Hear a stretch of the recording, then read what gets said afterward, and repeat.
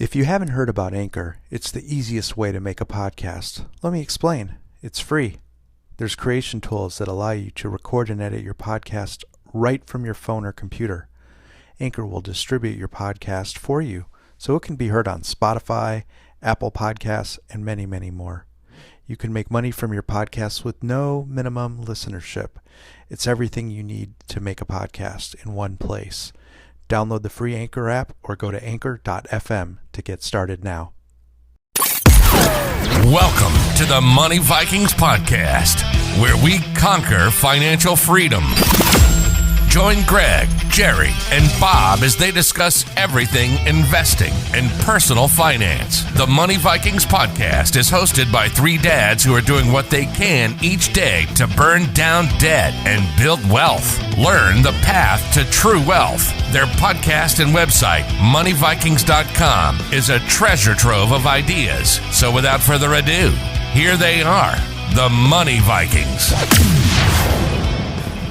Apple and Amazon only made $200 billion last quarter. Such losers.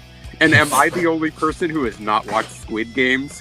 And finally, how to survive, invest, and thrive in the era of funny money. This and more at the Money Vikings Podcast number 57. Bob and Jerry, have you seen Squid Games? Yes. Yes, I have. Yes, yeah. Was that like just like too much stuff in one intro? Losers. I think you know, I came up with crazy. So I always like to come up with crazy intros, but I think I wanted this one to be even crazier because this is our episode about funny money, and we'll explain to the audience what that means soon. Man. But I just thought, like, I don't know. I guess, you know, it was just when I saw. So I read like Amazon. It was like, oh, Amazon, such disappointing results. You know, it was like That's what I said. That's what I said. Yeah, they were supposed to make 107 billion last quarter, and they only made 105. Losers. While the little guy down the way is just trying to make $1 million in a year in his business. I don't know. I'm sorry. I don't know. Crazy. Anyway, hey, we had a good Halloween. Halloween felt a little bit normal. Yeah. You know, It was nice to have one and see all the kids trick-or-treating, come to the houses, pass out some candy. Exactly. I don't know. Every day, I'm feeling a little more optimistic about things, and then I hear about Squid Games, and and I'm scared. They're gonna take my children away, and they're gonna fight. It is. It is scary. It is scary. It's very boring but addictive. It's just. I'll just leave it at that. You've why seen is it. it? You've seen it. Jerry has, right? Yeah. Yeah. Oh, Jerry's seen it. But Yeah, you know what? I said I saw it. Jerry has not seen yet Matrix 4, which comes out in theaters in December. Oh, it's been mentioned. He's not. Yes. That box. Check the box. Yeah. So here's the thing: is I don't know if you guys noticed this, but there's this overwhelming theme of horror and murder in like everything nowadays, like the movies, the series, the TV shows. Like, can we get back to the days of like Married with Children and Yeah. you know, Yeah, I not mean, everything needs to be that. I know. I'm just like, Yeah. man, I'm It's with true. It's true. It's Like sick. we're becoming desensitized. So the next show and the next series just has to be even more to right. keep our senses. I guess. So I'm hearing Squid Games is cool. I don't know. Often. I'm only on episode 2. I'm way behind, so no spoilers. Although SNL did spoil it. They did a skit about it. It was funny, but they spoiled a lot. Oh yeah. Yeah. Thanks. Well, we are in our news section, and that I had to talk about that because that was, I don't know. I saw these weird costumes last night, and I was like, that's got to be Squid Games. But anyway, all right. Okay, what are we hearing? We always like to talk about crypto, and we're going to do a big part about crypto in this episode. But as crypto, you know, becomes more established, coins like Bitcoin become part of the vernacular, right, in the retail investing industry. And so we're still reading that it's just taken on more and more adoption. And the latest one I read last week is that the co-founder of Apple, right, Steve Wozniak, who's kind of a fun guy to watch and listen to. Mm-hmm. I guess he's a crypto believer. He says, yes, I am in the camp that crypto will be used effectively, said Wozniak. We just have so many digital ways to pay for things now. even to transfer money to people. It goes back to PayPal, and now we have Apple Pay and Apple Cash. We have Venmo. So crypto has just a bit of anonymity. I don't know if that's right. That, what's he say? Gosh, I can do things without people knowing. It's hard to trace back. So it's a little bit of a jumbled quote. But anyway, he's not like destroying it, right? He's kind of like, all right.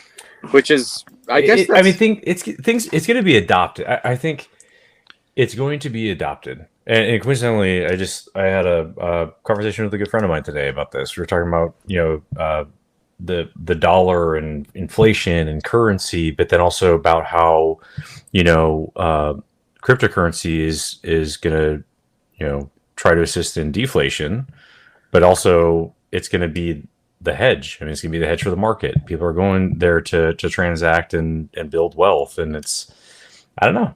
Well, Bobby, it's a very good segue into the Kathy Wood quotes I have from this week. Are you ready? Tell me, Kathy. Catherine Woods, who the more I watch her, actually, the more I'm a fanboy. You guys know that. But can we play some Kenny G music in the background while Greg's talking about this?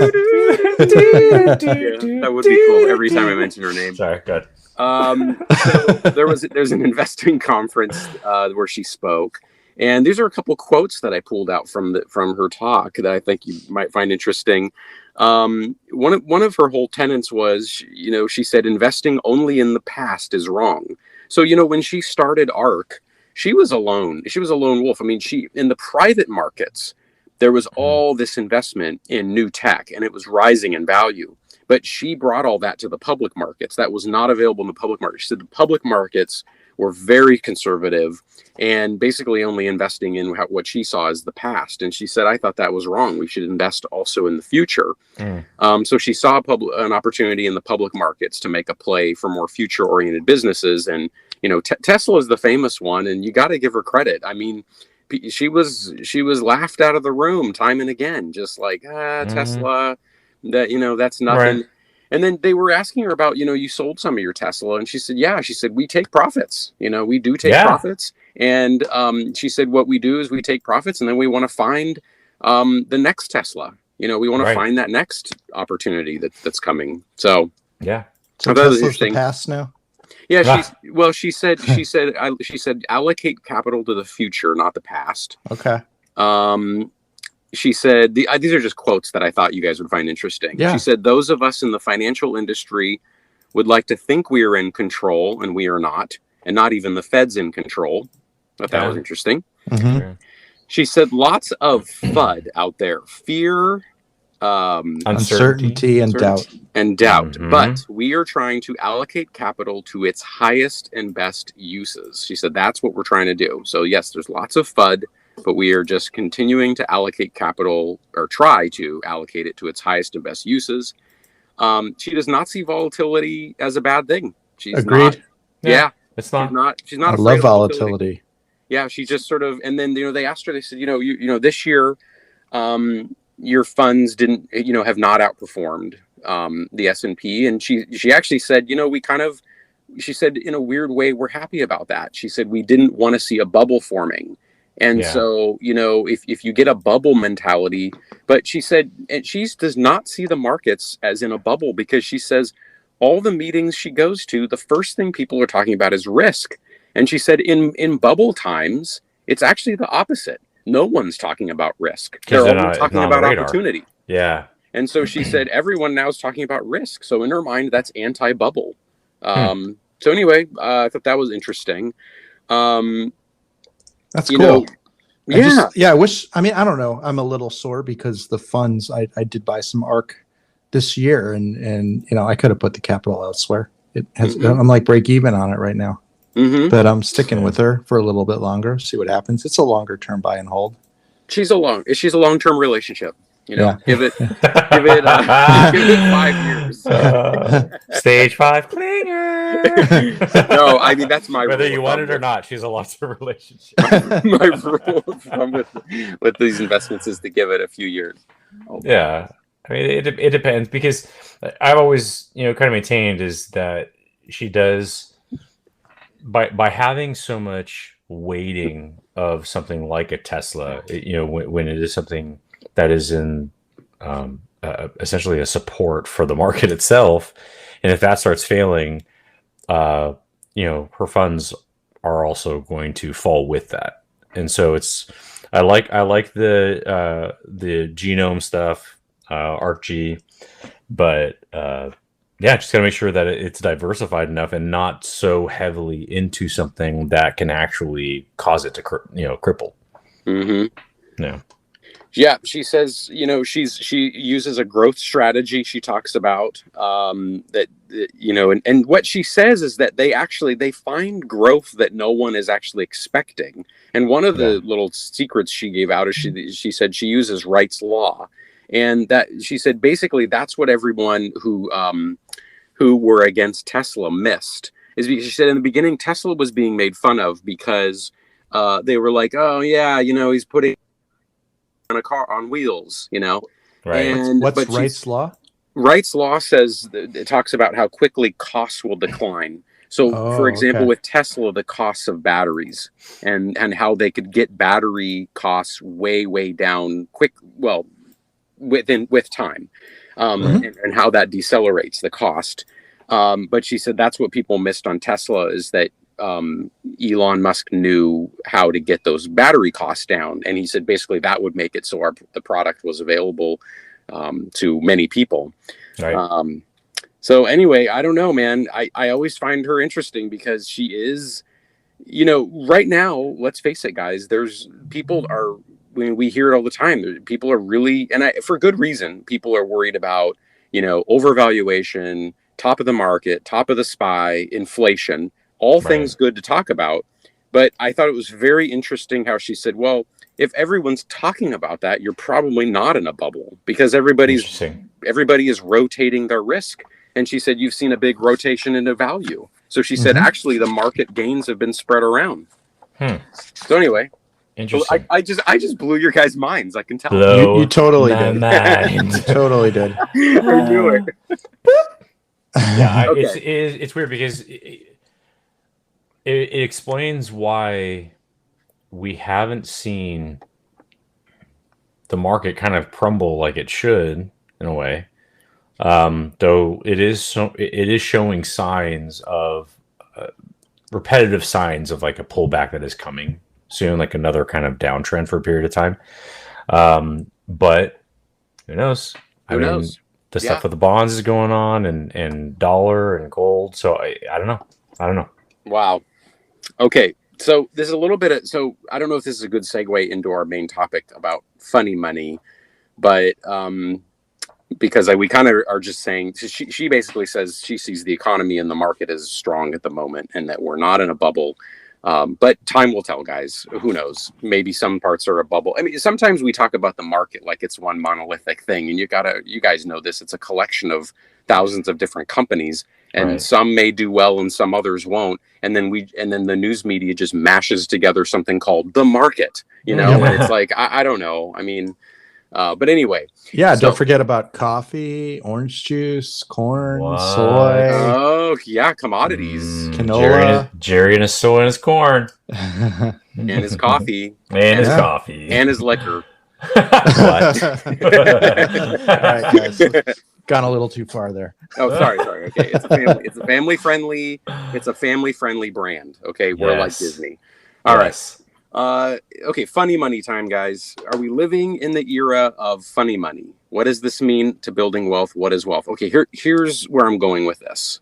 Okay, this is what got me started thinking. Well, Shiba Inu, not the dog. Shiba Inu got me thinking about this because we're all, deca millionaires in Shiba coin. Oh, dude.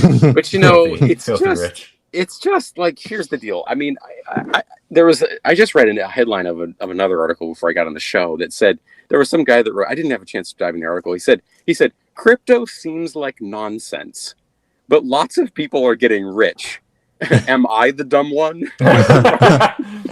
Right? I mean, it's all about the greater fool. Who's the greater fool? One really cool quote I heard from his name is Tim Knight at Tasty Trade.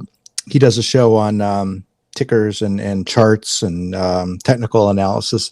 He's into crypto too, but he says that all of these crypto tickers, they're tickers for human emotions. Yeah, Wow, I that's like good. that. That makes yeah, sense. ticker. I'm writing it down right now. Yeah, Tickers. but that the funny thing is this, Jerry, like that goes. It's everything we've been talking about, like with nowadays with the retail investors in the new era, of investors that they're emotional. Mm-hmm. It just feeds into the same thing with the crypto space. Like who's your favorite crypto? Like what's your favorite one? Going to the moon. You know, it's like everybody's like you can get AMC guys, the GME, the Doge, the Ethereum group. You can get your Ripple group, and then your Shiba Inu group. You can get all. Don't forget the Bitcoin maximalists. Oh yeah. And what does that mean? I'm sure it's some new flavor of the week, but no, actually, it's an older. It goes back to Bitcoin versus Ethereum, and yeah, those two groups kind of fighting it out. I don't think it's used as much anymore. It's actually an older term. But that's the thing is like you're so 2019. You're so 2020. So, but you can get all these groups together, and they all look the same. They're all very amped up on their winning horse, and they all say "to the moon" like in every other sentence. Oh, God, right? Mm-hmm. I mean, it's like they all do crazy. the same thing. I mean, would anybody invest if like Mungie Pants and Papa Buffett were like the same way about Coca-Cola, like in the 1960s? They're all Coca-Cola to the moon. We're who knows? They probably Apollo were. mission. They're actually going to the moon with Coke. Right. Sorry, that was a really bad dad joke. I love dad jokes. Such a dad Solid. joke, man. I'm gonna add that. Yeah. So anyway, okay. So I don't know, guys. It's interesting to talk about. I mean, there's a supply of 1 quadrillion Shiba coin.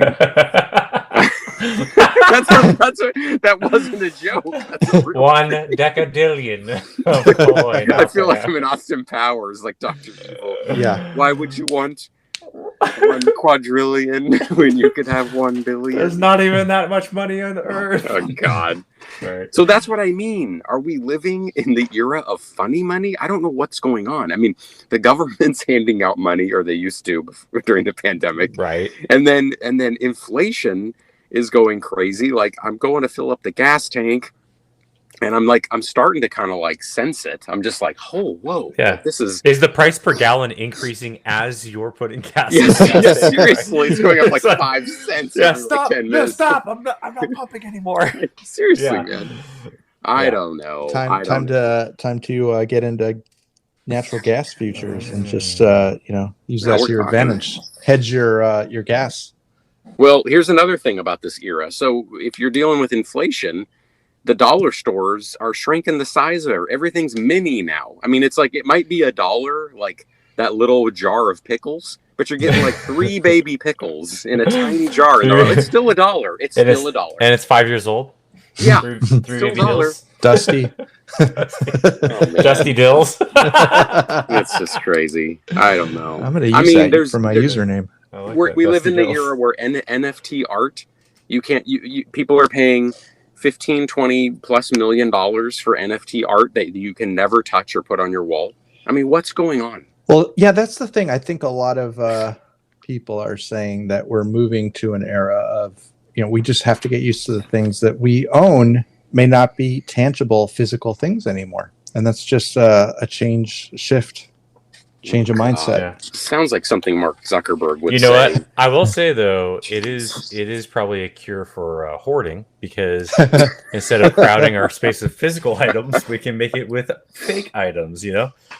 Oh, guys! Totally. I mean, when the holidays come around, I'm a big proponent of gifting games and app store credits and mine coins and whatnot for my kids, because who needs more stuffed animals and toys and just crap taking up space in the house. But that's probably the Scrooge in me talking. No, I'm with you. No, okay, that's cool. Maybe that's what's going to save us from climate change, is everyone's just going to walk around with an Oculus virtual reality headset on, and I won't mow my real lawn anymore with my lawnmower. I'll just mow a fake lawn in my living room, right? And I mean, In the I don't know. metaverse? Yeah. The what verse? The metaverse. The Yes, metaverse. That's the new thing too. I don't want to have those glasses on all the times, guys. I'm not doing it. I'm not going to be in the metaverse all the time. No, I'm just just not. part of the time.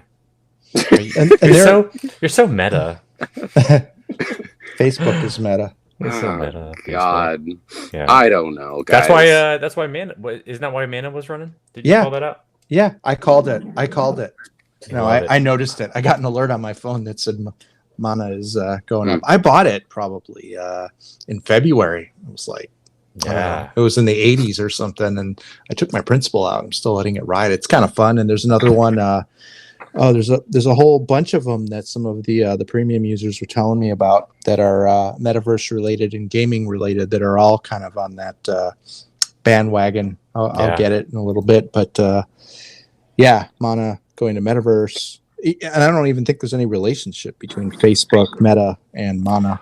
I thought it had to do with the way Mana was designed. It was designed for the virtual spaces. I thought. I don't know. I thought there was some correlation. Well, the idea is, I think it's a currency there, so you can purchase real estate in Decentraland. You can buy ads. You can have, there's billboards. You know, we could put Money Vikings ads up there if we wanted to. Why not? Why not? Pay me in Mana. So, guys, this is just This is too crazy for you. Monkey pants. The monkey pants in me is not doing it. He's not gonna sit in a fake metaverse living room in his monkey pants. He's gonna Says the man who said he would never buy Doge or Shiba. Seriously, dude, right? Oh, Who are true. you? Don't kid me. I don't know. But do it. let me ask you this, guys. Let me ask you this. Are we going to have, are we, at some point, even with crypto, is there going to be a fall back to fundamentals? Is intrinsic value going to mean anything again? Intrinsic value, do people know what that means, intrinsic value? It's a measure of what an asset is worth. In financial analysis, this term is used in conjunction with the work of identifying as nearly as possible the underlying value of a company and its cash flow. And it's like being an appraiser, right? And you're looking at earnings per share, PE ratio, cash flow, debt, shares outstanding, economic conditions. But how do I do that with my Shiba coin? So you're saying, Nike makes a product, they make shoes and they sell them. Tesla makes cars and batteries, and so that has some sort of intrinsic value. Bitcoin, a digital entity, is not producing anything. That's your point? That's part of it, and that's what I mean about this era of funny money. So I guess, and like you said, again, you guys know I have some crypto, but what'd you call it? Is it the greater fool theory or something? Or whoever's right. It's whoever's going to pay. So I guess when I, 30,000, I was the greater fool from 20,000 and 10,000. And now there's a greater fool at 60,000. Does that just keep going? I think so. That's it. Pay it forward. I'm just trying to get on board with the new metaverse that you guys are living in. I'm just trying to get on board with this, okay? Greg, just be along for the ride, man. Just be along for the ride. I don't know. I just think people are confused. I'm not sure, guys. I've been enjoying the plays. For me, it's like these altcoin things. Like I always say this, is that I am just making money. That's all I'm doing. Mm-hmm. Sorry, Jerry called out Mana on a few days, like the 28th, 29th, 27th? Yeah. When it first started going, jump right in. Like we got it like 76 cents. Rode that thing up to wherever. It was over $4 today. Yeah. It's like, wow, really? Yeah. This is Decentraland? Decentraland, yeah. Yeah, Decentraland. And then also I'm like, I should buy some now. Yeah, I'll sell you some, fool. No, right? But it's like I'm glad you called it out, because I jumped into it and rode that thing up to, I think, around $4. And then all I did was I just rolled it into another coin. I just converted it into a different coin, and I rode that up. Yep. So I cycled through like 4 different coins over the weekend, and I quadrupled my position. That's crazy. Nice. So it's like, you can see why the Teslas are flying off the shelves, because people are plopping like $10,000 into Mana, making it into 40,000, and they're like, let's roll down to the Tesla store. Do it, dude. I got 2 on the way, man. I know. That's wild. Yeah. I don't know, guys. Well, I mean, hey, I'm all for the future. Yeah. Yeah. Let's see how this goes. It'd be George Jetson. I don't know. I guess it'll all. I don't know. Maybe we've always all lived in our own metaverses, but now we have technology too. Dude, Marvel has the metaverse that they live in. Why can't we? Yeah. Just saying. I'm with you. What do you guys trading this week? What are we looking at? Oh man, There is a lot of stuff going I've on. been a little loving- overwhelming. It is, but I will tell you, I have been loving like today, especially. We had a really good day at the bonfire. Dude, we've been doing some great plays. Listeners, you can join, and there's a discount code TMVLISTEN. Join us on the that's bonfire right, guys. a couple days a week. TMVLISTEN. TMVLISTEN. Discount and come in. But I mean, I'm telling you guys, we 1 hour in 1 hour we were up 200% on some options plays, and it's about everybody recognizing the trends and the trajectory, the power behind the movement, and then when to get out, and people are now feeling more comfortable and understanding, okay, taking your profits, your stop losses, knowing where the play is one at a time. Don't overdo it. Like it's starting to click with people. You're just showing people what you do. I'm saying, man, Just showing people what you do. That's it. Yeah. And cool. It's rounding the wagons, and I love seeing this. I really am. It's a selfish thing because I'm getting joy out of seeing people do so well. Oh, it's fun to have a community. You are too. so selfish, Bob. I'm so Oh yeah.